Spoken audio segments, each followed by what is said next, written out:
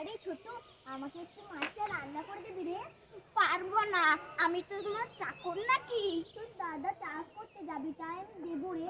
আমি পারবো না বলেছি, পারবো না, তুমি যাতায়াত করে নাও না। ওই রকম করছিস কেন রে? কেন করবো? তোমার তোমার তোমার বরের তুমি করবে না? তোর বরের তো আমি রান্না করবি, কিন্তু তুই কেন পারছিস না আমার বরের? আমি পারবো না বলেছি, পারবো না। কেন পারবি না? কেন আবার কি তুমি করবে?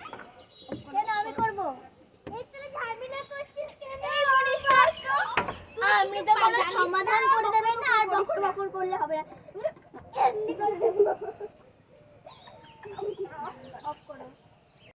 ছোট, আমার ছোট, আমি একটু পায়েস করবো, তুই যাবি রে? কোথায় যাবো? একটু বাড়ি যাবি?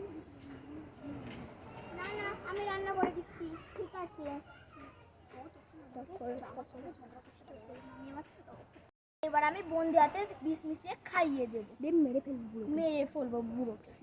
এরকম করে দেবো, এইরকম করে দেবো। স্টপ করে পায়েসটা হলো গো।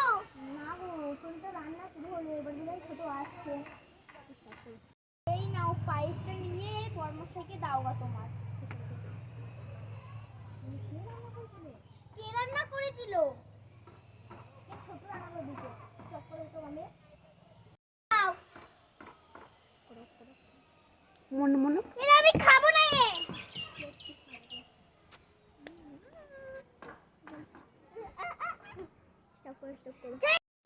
দিদি, তোমার বর মরে গেল। আরে তুই কাঁদছিস কেন? তুই বিষ মিশিয়েছিলিস, ইতে আমি জানি।